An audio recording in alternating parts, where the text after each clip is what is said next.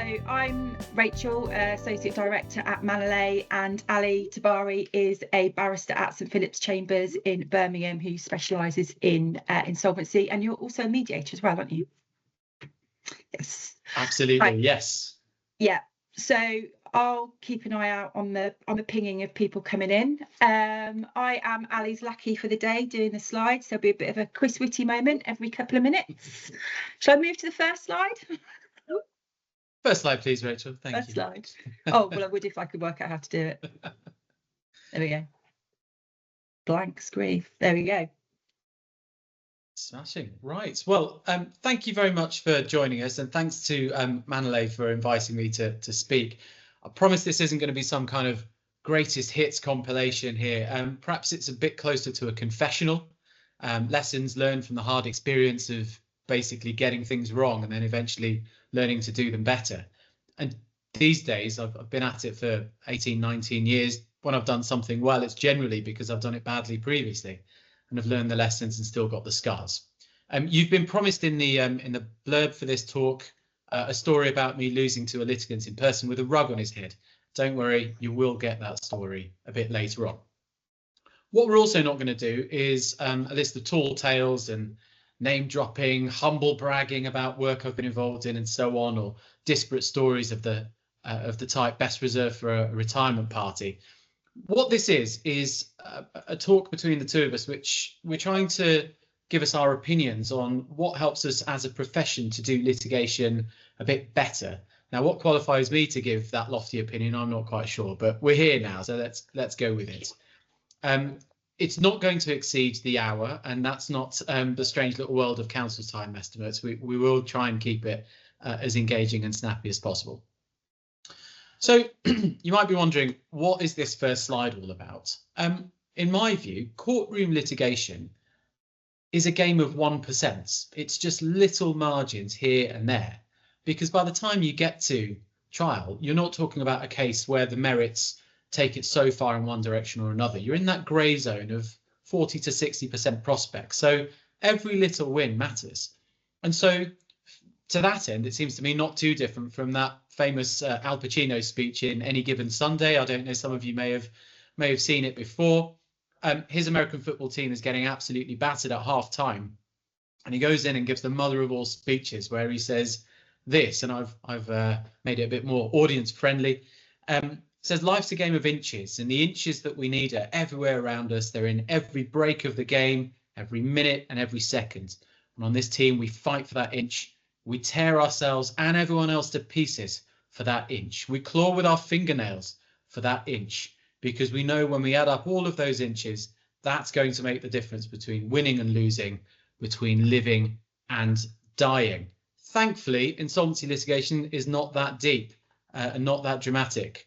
But generally speaking, as I say, it's those fine margins which might tip the balance here and there. So the talk that we're going to do today is about the bits that we as professionals can control. Much as we'd love to, we can't control what comes out of a witness's mouth, but we can control how we prepare the case, how we pitch it, and how we conduct ourselves when it's all in motion. Now, the key thing about our work is that at any hearing, the person who matters most is the judge. And so we have to think about how best to connect with the judge if we're going to get the result that we want. I know other things intrude into that. You've got client management, you've got the views of supervisors and so on, but ultimately it's a results business, isn't it? And I've seen cases before, particularly in my very junior years, where litigation was run really in order to please the client, or maybe sometimes even to gratify the ego of the lawyer who was running it. But what I never saw was the client on the wrong end of a result or a cost order saying, well, thanks very much. Despite the dreadful result you've delivered, I love the style and panache with which you did it. But by contrast, I've seen plenty of cases where the client does no more than sort of fold their arms and say, well, you know better then, grudgingly accept the way that the case is run. And actually, at the end, they see that that was a much more effective way. Now, the next slide will make sense in just a second. I'm a very keen golfer. So, Rachel, if you wouldn't mind doing the honours on that. Please excuse my digression into golf just for a moment. Please don't turn off if you think the whole thing is just a silly waste of time with terrible trousers. And what I've learned over the time of playing golf is that boring golf or sensible golf is winning golf. And it's kind of the same for litigation, I think. And there's so many parallels between the two of them. I think they're both difficult things to do well. I think both of them has hazards wherever you look. In one, you've got water and bunkers, and the other, you've got judges and procedural tripwires. Both of them are pursuits where you can blow things off course through your own actions, usually by taking unnecessary risks. And most of the time, both times, you have to put your ego and your desire to impress everyone with your fancy shots to one side and just do the sensible things that get you from A to B. So with the few minutes that I've got with you this morning, I just want to focus on three things about how we litigate, but with one theme, and that theme is brought to you by the Ministry of the Bleeding Obvious, and that is this: the judge is a human being. You're going to hear me say that a few times today, but the judge is a human being. Well, of course, they're a human being, but it's so often forgotten by litigators. The judge, despite what clients might think, is not some kind of robot receiving legal input and then pumping out blobs of justice at the end. They're a human being, and that means they have perceptions, they have preconceptions, they have biases, and they have preferences. They generally go into the job because they like to see fairness done. They want their job to be as easy as possible. They like to be right, and they like other people to know that they're right. They want to be confident in what they're doing, and they don't like to look silly. And these are all human qualities that I think we all share. So probably best to think about how we craft what we do to try and meet those desires and needs. I'm going to preface what I say with an acceptance that some judges just aren't very nice people, quite frankly, or not very easy to deal with. It's the same in any profession that we go into. But there was one judge I appeared in front of far too regularly in my early years who genuinely used to give me nightmares.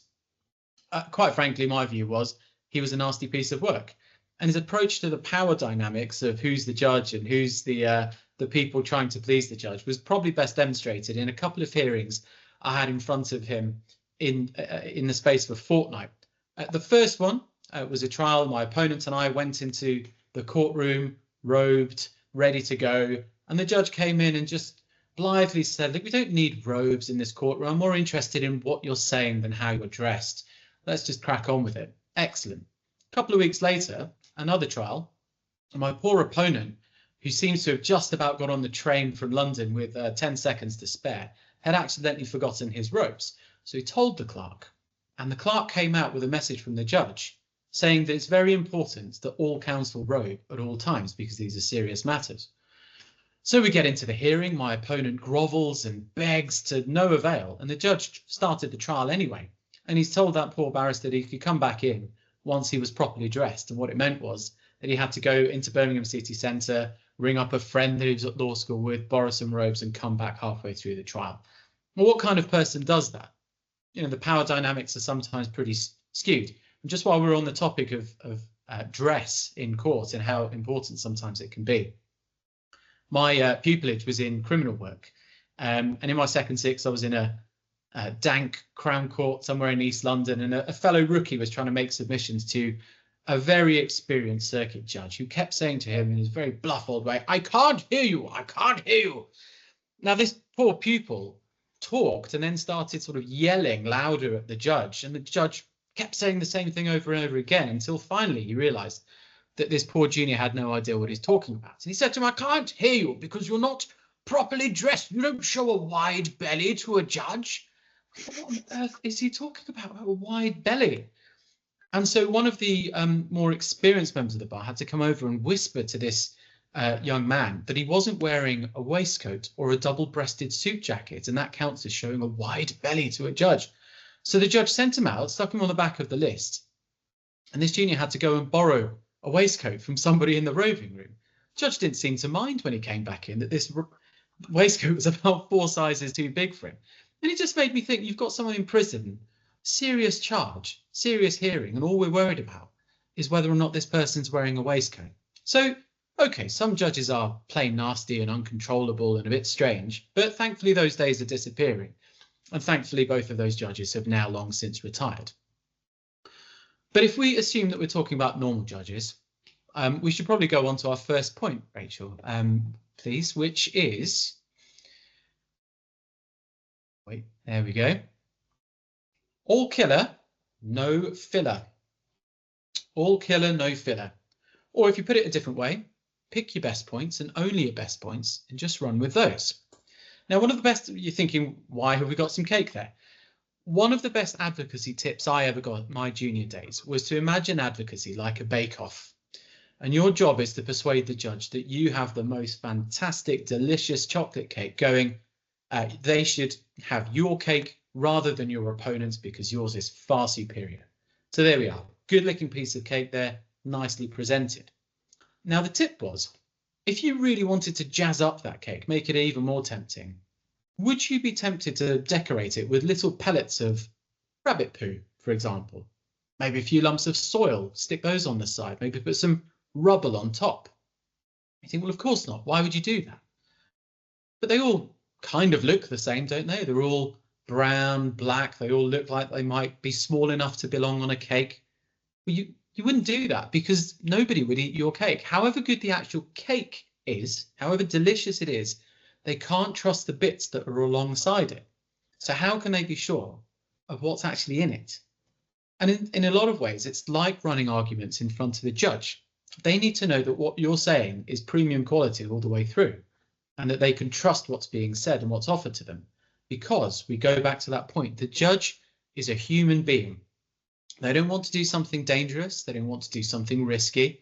And they certainly don't want to do something silly. For example, taking submissions or taking points that are actually bad points and then being overturned on appeal. If you give a judge 2 duff points and 2 good points, they're going to really struggle to try and work out which is which at first blush. So don't do it. Now, I got this pretty wrong in an appeal I did quite a few years ago. We'd won at trial and the other side had got permission to appeal, and they instructed a very charming Silk to present their case before a High Court judge. Silk did an absolutely tremendous job of making a purse out of a sow's ear. But I knew I had a combination of points. I had a couple of okay-ish points, but my client really wanted it to be put. But I had 1 killer point on the law that I thought that's just going to finish the whole thing off. Nevertheless, went with it in the order I've just described there.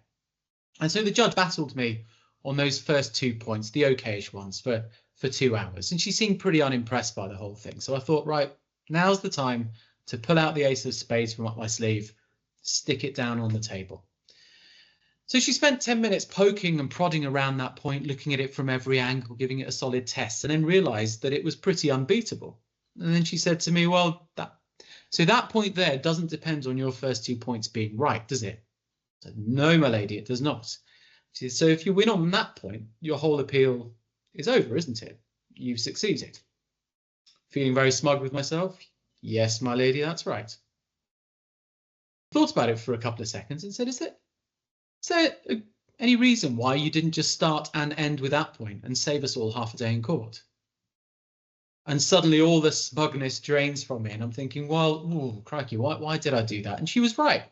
We had a perfectly good point and we should have just killed it there and then. Now, I was lucky that we had a very smart High Court judge who perhaps wasn't quite as confused by the varying quality of my submissions at that stage. But I should have just told the client we should just go with our 1 killer point and it would have been over cleanly and quickly. And at trial, the situation I find is often the same. You have some make weight points, you have other issues, maybe 1 or 2, that everything's going to turn on and you will probably win on. So just go with those.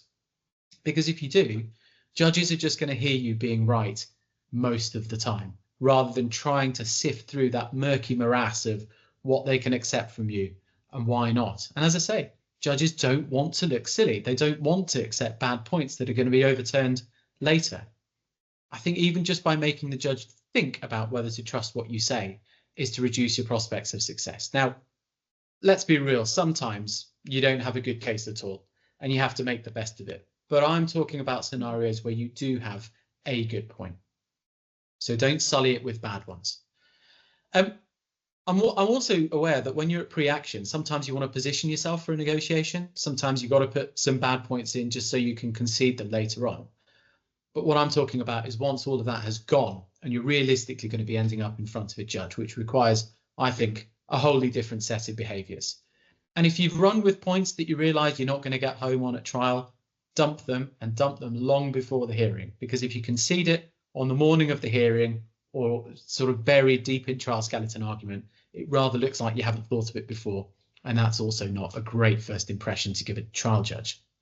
So with all of that in mind, and my slightly idealistic counsel at the coalface view, Rachel, what's your view on relying on your best points? Have you ever had to face that type of dilemma before? Yeah, I think there's a difference between including all claims that you might have, because you might obviously have more than one head of claim, compared to just kind of throwing the kitchen sink at something. My own view is kind of what you said, really, is concentrating on the best or stronger points that you've got is usually the way to go. And if you raise lots of other points, you actually run the risk of diluting the strong claims that you've got. And I think probably for solicitors rather than barristers, we've had to deal more with managing the client expectations in relation to that, to kind of filter some of that out for it before it gets to you. And I think that managing client expectations is quite an art, really, because some people to proceedings will always want to throw everything in, and quite often, you know, particularly like in insolvency, if you're dealing with the defendants, it comes from quite an emotive place as well, and it's very difficult for them to filter out the emotion compared to the, you know, the legal kind of side of it. And that's where solicitors have to come in and try and do that. And I think what I always used to find hard was when clients used to say, well, I want you to make this point, I want you to make this point, and you're trying to say to them, actually, that's probably going to harm your case rather than strengthen it. And one of the kind of differences I've found since joining Manolete is that obviously we don't have that emotion in terms of the cases that we bring. You know, even when you're acting for IP, sometimes if they've been battling with a director's been wrong or lying to them, you know, it can sometimes be difficult to separate that emotion, and I think that doesn't help. You know, facts are what will win a case, really. You know, the facts and the law, and being commercial as well, and sometimes emotions, and that can, you know, and almost confusing cases by including too many things actually to that, I think. Lovely. I couldn't agree more. Okay, thank you, Rachel. Should we move on to our second point then? Yeah. Now, ironic for a barrister to say it, but the second point is this: less is more. Say fewer words. In fact, there's a very recently retired circuit judge who had cufflinks with exactly those words written on them: say fewer words. I think we've all been on the end of long and rambling letters full of adjectives and hyperbole, maybe lost the will to live somewhere in the middle of page 14. And we understand, of course, why these letters are written. Sometimes probably think about writing them ourselves. I always find the scariest correspondence, though, the really worrying correspondence, to be the letters from the other side, which are succinct, they're written moderately, irresistibly correct in fact and law, with no bells and whistles and no drama. Just a very clear and snappy set of reasons why you're going to lose and they're going to win. And actually, I think when you get to trial, the same kind of thing applies, because we go back to that obvious point. Judges are human beings. If you can't explain the case succinctly to somebody else, you might find that it's actually quite hard to win the case, because the judge either may not want to follow it, or after a period of not being clear, might not want to follow it. Judges can get annoyed by people banging on for too long. I think that's a statement of the obvious again. So if you think about things like skeleton arguments, they don't need to be epics, because the judge might lose the will to live partway through and just get irritated that you're not getting to the point. Submissions, again, they don't need to be stretched out as long as possible and include every possible point. And I say this from every angle, because just like Rachel touched on there, sometimes clients will say, I want you to make this point. And part of our job as professionals is to not just be a mouthpiece, but to be a filter. And we have to remember that judges have attention spans and they're not endless. Actually, I think what judges want quite a lot is they want judgments to be written partly for them, so that they can lift parts from skeleton arguments, modify them ever so slightly, and drop them into their decision. What they don't need is to edit out all of the additional bump that just makes a client happy, all of the conjecture, all of the slightly kind of waspish comments and so on. They need something that just makes their job easier. Now, the awful experience that came to mind when I thought of less is more as the second point was thankfully one that I actually saw from the other side of counsel's row. My poor opponent took the brunt of the punishment on this, but it was nearly as terrifying on my side as it was of his. It was a 5-day trial that was listed in front of a notoriously combustible judge. And the funny feature about this judge, he's a very smart chap, but as he gets angrier, he gets quieter. And his voice goes down and down and down until it's basically imperceptible. You have to try and read his lips and get really close to understand what is he saying. Now, he is a bit harsh at the best of times, but on this occasion, as I say, it was my opponent who took the beating. The trial itself was really just a factual dispute within a family, a very rich family, but a family nonetheless. But the label on it was proprietary estoppel and constructive trust. So there was quite a bit of law in the Skellies, but the problem was that by comparison, my Skelly was 14 pages and my opponent was 28. It had a chronology, it had some appendices, it had quite a lot of conjecture and comment on it. And as we began the trial, my opponent, who was for the claimant, started by asking the judge if he'd read the skeleton argument, as is usual. And the judge said, and I won't do his volume, but you can imagine it just getting quieter and quieter as he says it. He said, well, I read very carefully the skeleton argument, which was actually a skeleton argument, but the other one I mistook for a abridged translation of War and Peace. So I didn't read it and I put it in the shredder. Is that the right thing to do? And just, oh my goodness. Now, at this point, it was a barely audible whisper in which we realised that the judge was apoplectic. And so all of the points that my opponent wanted to make in cross-examination fell on stony ground because the judge genuinely hadn't read his skeleton argument. It was almost like he was hearing the claimant's case for the first time at points. And when it came to closings, obviously, the die was cast. That's a pretty extreme version of judicial behaviour. But I think what it does is it demonstrates a little bit of what goes on under the surface with judges when they receive things that are just far too long and don't get to the point. So if you annoy a judge by using 10 words when 2 will do, you're just going to reduce your prospects of success because the judge's annoyance at you is going to probably translate subconsciously into annoyance at the client as well. Suffice it to say, the claimant didn't get home on that trial. So I tried to use that same lesson in a case a few years later. It was a much bigger case. It was a Section 423 trial, lots of parties, lots of issues to work through. The problem was that by the time we handed in the bundles for Skellies and authorities and so on, the Skellies and appendices themselves were about 300 pages between all of the parties. So I thought, well, I'm going to do something a bit different, a bit simplistic maybe. I'm going to try and reduce all of the arguments and so on down to a flowchart. 1 page just for the judge to be able to work through to say, this is what I need to decide. Here's the factual point or here's the legal point. And briefly where we were. Sounds a little bit childlike, sounds a bit simplistic, but it worked. Because actually when it came to submissions, I was able to just say to the judge, look, have this 1 pager here and we'll work through it as we go. The good thing for me was that at each point we get to keep going back to the same bit of the facts that helped my client, despite the fact that the law was against them.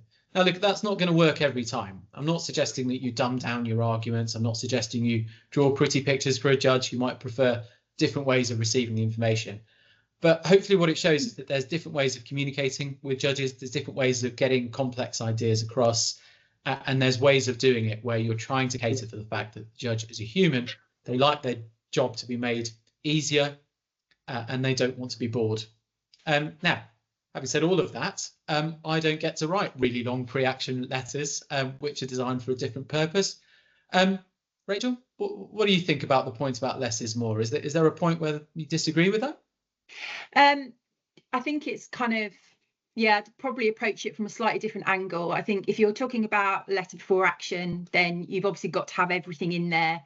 And that almost becomes your point of reference moving forward, you know, something that you can always go back to.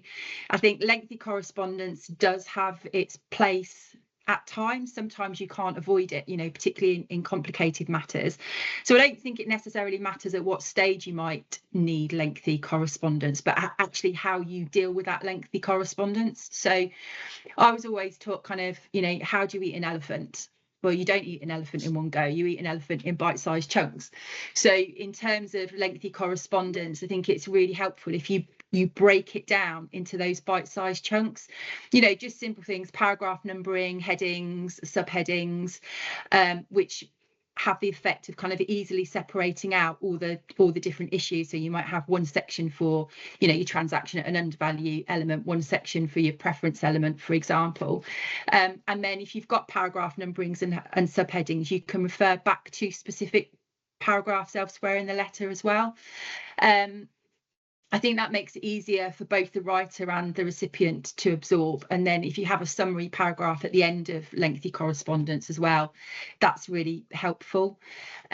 It's also helpful where you have, you know, quite frequently in insolvency situations, you'll have alternative claims, but the amount you're claiming is effectively the same amount.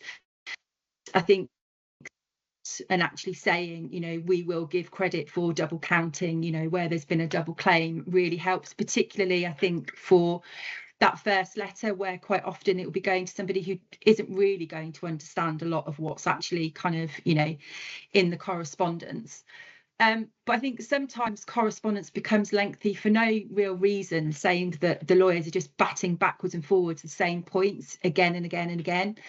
And I think when that happens, it's quite easy to lose track of what the actual claim is and what the position of the parties is in relation to, you know, to each of those. So I find that if correspondence gets like that, it's really beneficial to just kind of stop every now and again and think, if I was new coming into this, could I easily pick up what's going on?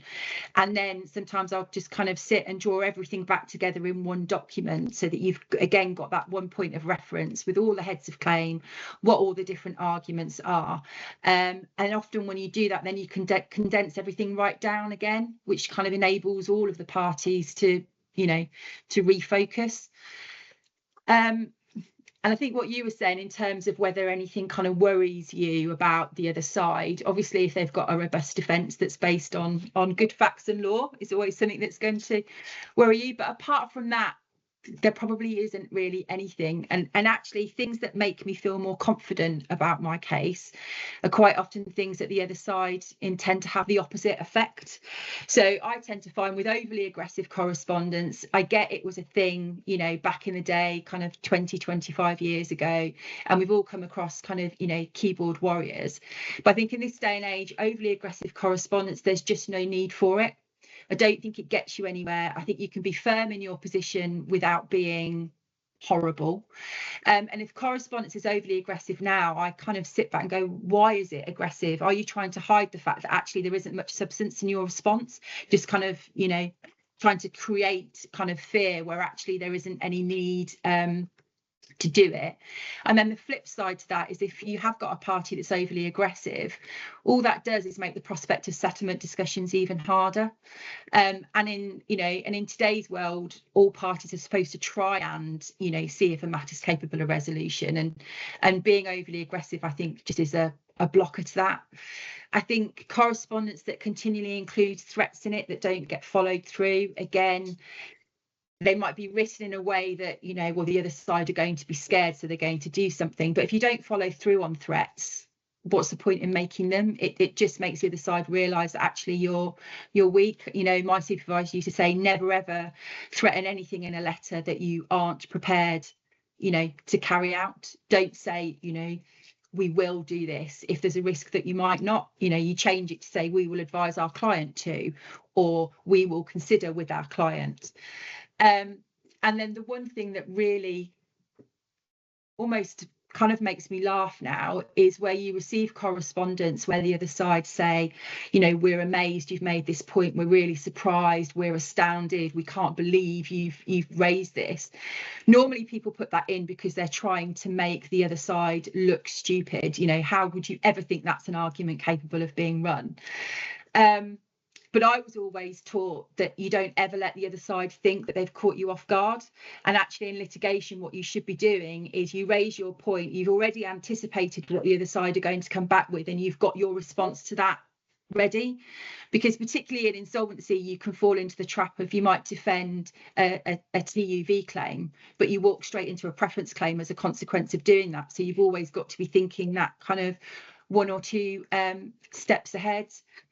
And you still see sometimes people getting really personal in correspondence.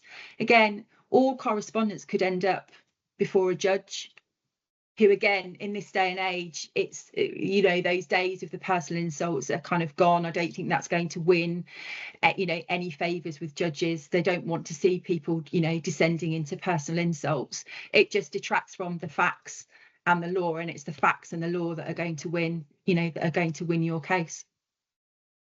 Absolutely. Empty vessels make the most noise, right? Yeah. Okay, final point then. And it might be a bit of a room splitter. And it's this. It's important to act decently at all times, regardless of the provocation. Why? Why? Because the judge is a human being, and they like to see fair play. I think that's the reality of it. It's not just courtroom behaviour, it goes with correspondence as well. As Rachel's just said, someone's going to read that letter at some point. Now, when we're very junior, and certainly I had this experience as well, you have an idea in your mind of what litigating looks like and feels like, and sometimes you play to that. And sometimes we see bad examples being played out to us as well, by, say, supervisors, and maybe when we're very junior, we think we should do that as well. But the answer, in my humble opinion, is to rise above it. And it's not just me moralising. This isn't a sermon. I just think it's good for your prospects of success, because judges notice this kind of thing. I remember a few years ago, did a trial in front of a very senior judge who's in charge of the commercial court. And this isn't me humble bragging. This is me saying that even the loftiest of judges will notice the small things. The silk leading me was cross-examining the key witness for the defendant. And each time he had to put his case, some of which was a bit difficult to put, the partner for the other side solicitors, who were a very big firm doing, you know, very big firm behaviour, pick up this pen and just theatrically just throw it across the table and start sort of muttering away into the mid-distance about something. And before long, his junior, who'd sat there impassively throughout, obviously thought, oh, that looks fun. I'll start doing it as well. So then you have two people lobbing pens across the table every time a case is put to their client. Now, I thought it was probably incumbent on me as a good junior to look across and maybe give them the eyebrows and see if that changes anything, but they didn't seem to think that anyone would notice, so they cracked on. But at some point during the middle of all of that, the judge stopped the cross-examination, asked my leader to sit down, and delivered the kind of telling off to these two solicitors that I don't think they'd probably had since they were in school. Packed courtroom. It's also being transcribed, so that was quite fun to read in the evening as well. But just this icy glare that just sort of pierced through into their soul. I don't think they'll have done it since then. But it must have just been the type of thing where they thought, well, that type of behaviour looks like what we think litigating should be, so let's do it. The problem for them was they made their already challenging case even more difficult. And I don't think anyone was particularly impressed by it. Yeah, I did promise you that story about the rug, didn't I? So long before that commercial court trial that I was just telling you about, when I was knee-high to a grasshopper in barrister terms, I acted in an appeal by a bankrupt against the acceptance of a proof of debt. But it wasn't your ordinary set of facts. It wasn't anywhere near ordinary in any way. It was in fact listed for 10 days in front of a High Court judge who's now on the Court of Appeal bench. Very clever man, and by all accounts, a very decent sort of chap as well. I was for the RSPCA. They had a proof of debt. I'm going to tell you about the facts so you can understand where the result came from. It's not going to be too long. The RSPCA put in a proof of debt for £600,000 and it had been admitted. The bankrupt was a farmer who was the bane of the RSPCA's life at this time. He represented himself at trial and he was your classic litigant in person. Everything was in plastic bags. We had a new line of argument every day. Witnesses produced like rabbits out of a hat at every turn. Pretty eccentric behaviour all round, and that's even without the rug. And the RSPCA didn't like him. They didn't like him because he was stubborn, he was dishonest, he didn't actually seem to care for his animals very much.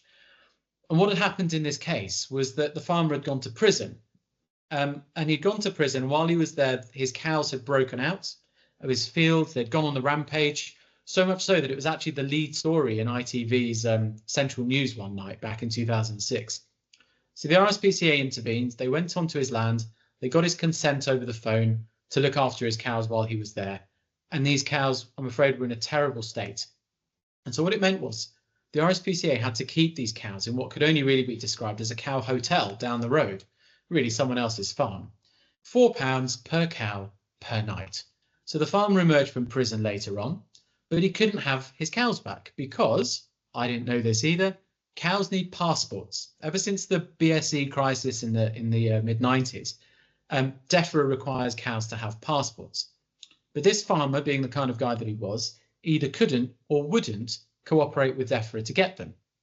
And so the cows were stuck in this cow hotel, unable to go back to their land. And remember, £4 per cow per night, it soon adds up. In fact, during their stay, one of the boy cows broke out of his pen and basically had the best night of his life. And a few months later, there were 50 more cows. So the meter was ticking, the price was going up. And I'm afraid the story ends sadly because they never resolved the issue about the passports, and the cows could never be entered into the human food chain. And eventually they all had to be put down. But the farmer's case was, he was good to his cows.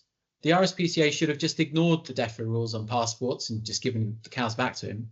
And he didn't think he should be paying for the cow hotel, certainly not at that rate, because he could have got a better price himself. Now, on day 5 of this trial, we're all getting pretty tired of this guy. You couldn't trust him as far as you could throw him.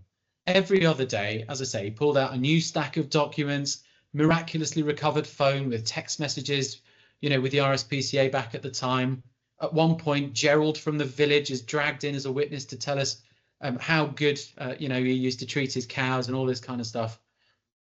But at the end of day 5, he was complaining to me and counsel for the trustee in bankruptcy, who, by the way, was having the easiest brief he's ever had, sitting there watching this cow soap opera unfold in front of him.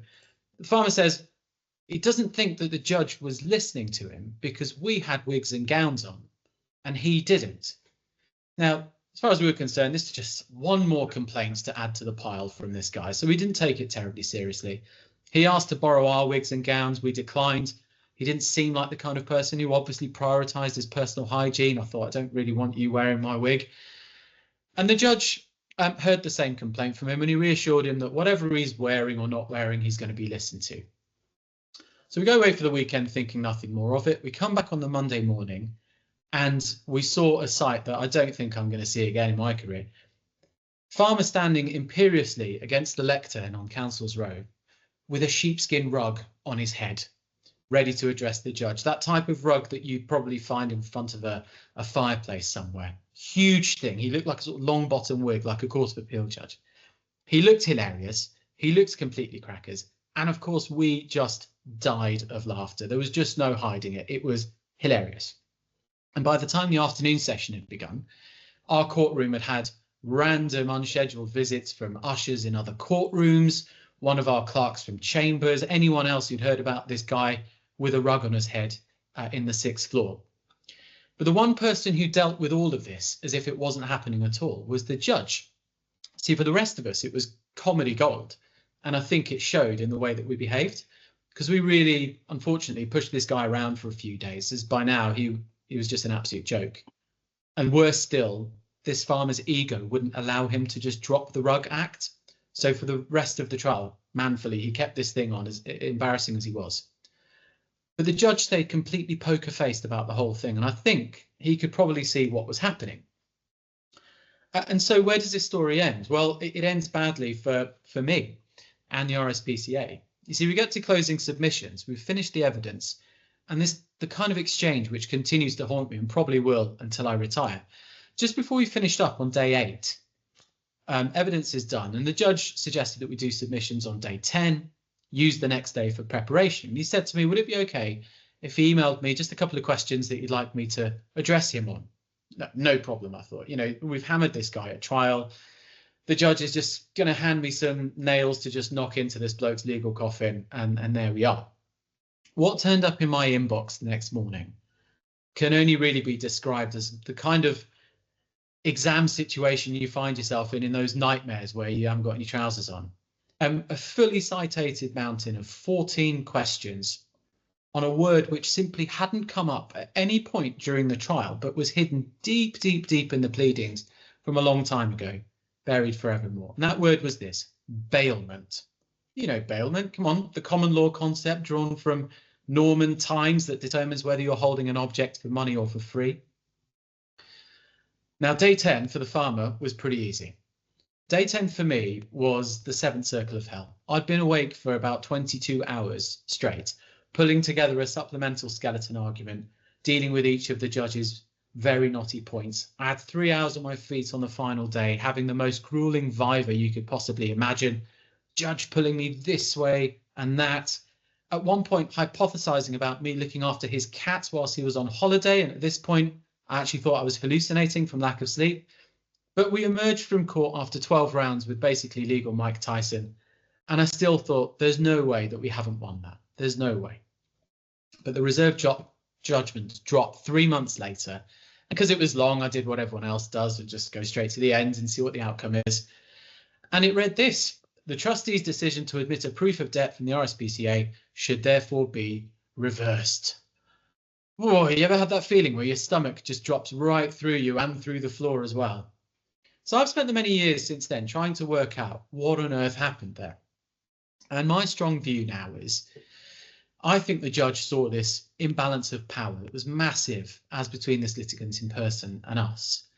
And then he also saw really a lack of decency towards this guy, including from me, towards this farmer. And he gave him a bit of a helping hand. Now, I think this was the judge showing us that however irritating, however exasperating a litigant can be, we can't take the mick. We have to do our bit and uphold our standards. And if we don't, then the bench might do something about it. Now, don't get me wrong. The judge was, as a matter of law, entitled to deal with the question of bailment because it did, as I say, appear in the pleadings many moons ago. But he could have dealt with it very differently. I think he had the option to minimize its relevance. He had the option to raise it either earlier or in a different way, apply less importance to it. Basically, he could have made it less of an issue. He could have given me an easier time about it. And he very, very much could have come to a different result as well. But he didn't. And I don't think there's any criticism of him for doing so, because now I look back on it, I think I can try and see why that was. Incidentally, we tried appealing the decision. But just as one last kick in the nuts as well, the judge refused it and he told us to ask the Court of Appeal for permission if we didn't like it. No prizes for guessing where he was starting his new job the following week. So I'm happy to say that I think I've learnt my lesson. It came full circle a few years later in a case, funnily enough, for Manolete on the same floor of the same court building.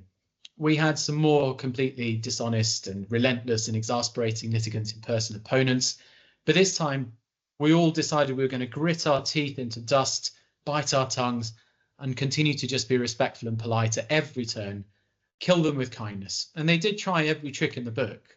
We had adjournment applications, we had new evidence, a new disclosure partway through cross-examination, we had tears, we had threats, we had anger, we had everything. But with that farmer in the back of my mind, I made sure that we tried our hardest to occupy the moral high ground from start to finish. And to the point where when we came to closing submissions, we even moved it to a different time and moved it to video to try and suit the defendant's holiday plans. We even gave them our written closings in advance just so that they could effectively prepare their own. And guess what?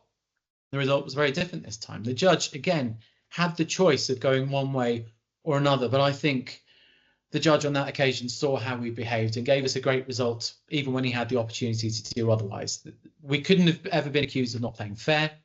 Much as we, and certainly I would have loved to have rolled up our sleeves and got into a mud fight with these people, decency was the best strategy to evaporate any sense of lingering sympathy for these people on the other side. And I don't think it's a strategy which can ever fail.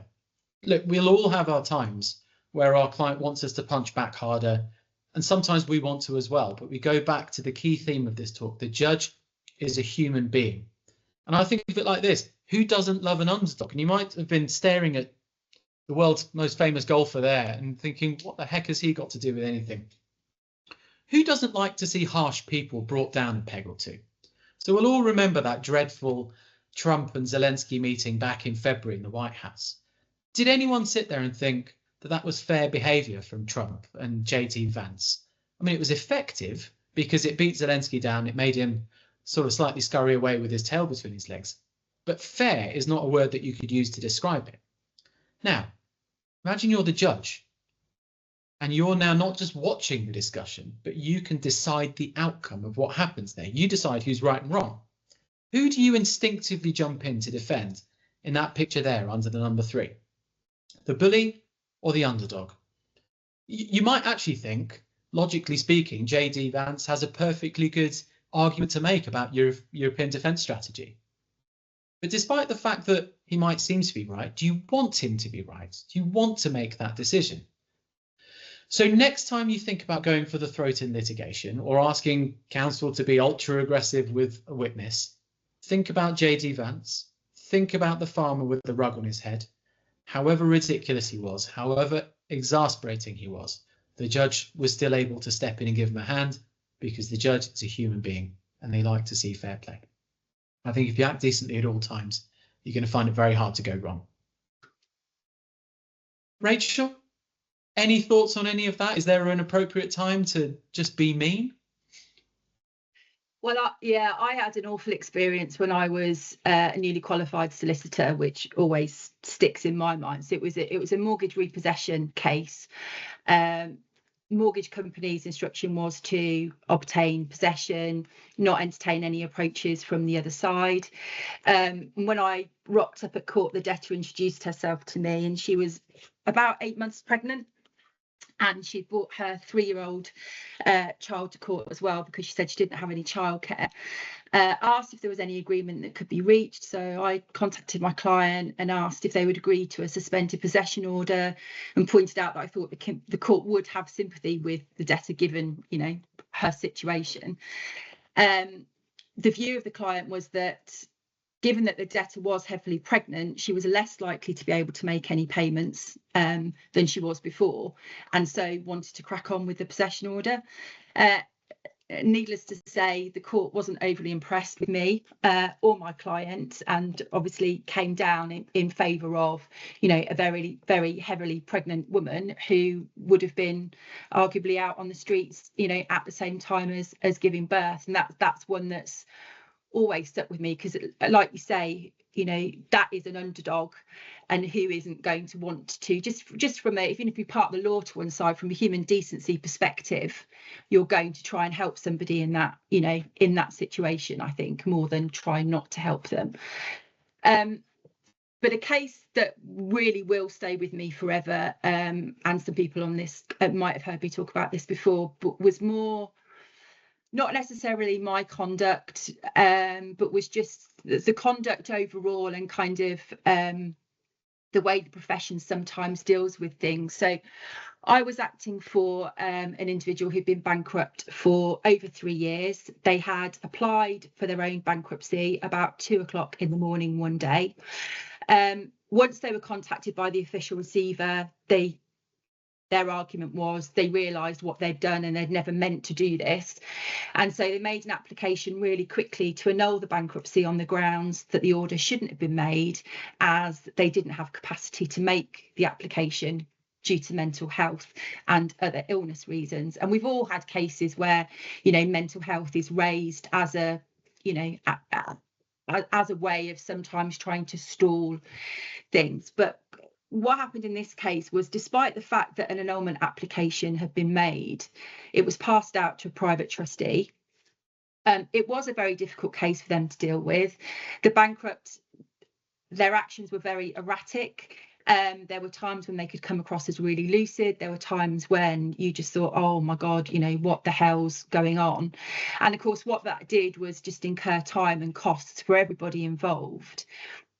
But the case was dealt with as if it was a normal bankruptcy, and without any real acknowledgement of the position of the bankrupt. There was also a history of severe domestic abuse against the bankrupt by the other half. Proceedings were issued for possession and sale of the property, which was jointly owned by the bankrupt and the spouse without any warning, which then just had the consequence of sending the bankrupt kind of off again because they saw spouse's name on the documentation, and it was a real trigger point for that individual. And costs in the bankruptcy by the time I got involved were over £300,000. And this was an annulment on the grounds that the order should never have been made in the first place. It wasn't an annulment on, everybody being paid in full. So we said to the other side, look, we just kind of all need to get around the table and just try and see if there's a way of resolving this. And the other side said, well, we won't come to the table to discuss fees and to discuss a resolution to this unless we accepted that the bankrupt was responsible for all of the costs that had been incurred. And we said, well, we can't agree to that. We accept that the bankrupt will be responsible for an element of those costs, but the costs are totally disproportionate given that this is a application to annul on the basis that the order shouldn't have been made. The case should have just ticked along. The minimum amount of work should have been done in order to comply with statutory requirements. And we had advice, from a QC to back us up on that. Unfortunately, lots of different reasons and lots of other behaviour which I won't go into. The issue of the annulment actually fell by the wayside because the bankrupt committed suicide. And for me, that case highlighted a number of key takeaways. I guess some that might be obvious, some that aren't so obvious, is where there are concerns over the capacity of a party, and it is a very difficult situation to deal with.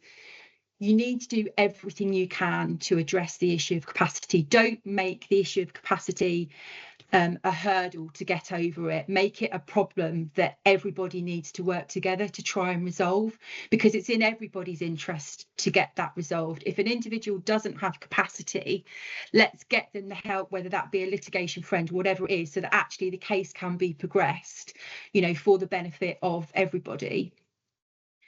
I think the issue of cost is obviously an issue that's important to everybody. But the issue of costs, or indeed really any issue between the parties, shouldn't be a blocker, in my view, to engaging in settlement conversations, because parties' perspectives and positions can change. And if you can get that dialogue going, I think, you never know where it's going to end. It may end in a positive way. It may not do, but at least you've tried, and you can go to the court and say, do you know what, we've tried, we've tried everything. We've been as fair and as possible as we can. But you put too many blockers up at the beginning, those walls can be very, very difficult to break down again. Emotions will come into play, and golden opportunities, I think, for resolution, can really be lost.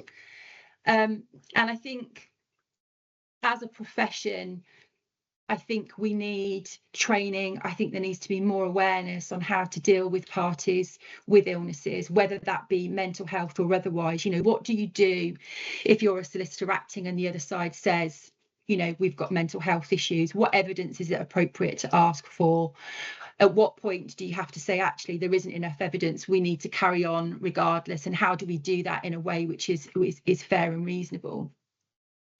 And it's not just about protecting, the individuals, whether that be, the director, the defendant, the bankrupt. It's also about protecting the professionals involved in those cases. Because I was really lucky in that I had the right support networks within my firm to enable me to deal with that. When I got an email through from somebody involved in that saying, the bankrupt's thinking of committing suicide, and if they do, it's all your fault, and we're going to do this and we're going to do that. There was a procedure in place. I referred it upwards. There was then action taken by senior partners to contact the bankrupt to kind of do a welfare check. And I remember this, one of the senior partners saying to me, I've spoken to the bankrupt, all I can say is if she does commit suicide, it won't be because of anything that we have done, and that's kind of all we can, the only position really that we can get to. And everything that we did, we put risk assessments in place. So every decision that was made, it wasn't just made by me on my own. It was made by a few people. And when that news then came through that the client had, committed suicide, I was able to kind of lean back on that support and say, actually, we did do everything that we could do. I wasn't making those decisions in isolation. Otherwise, how would I have felt? And anybody on this call could be in that situation, because we deal with people that are going through really traumatic times in their lives, whether through their own fault, through someone else's fault.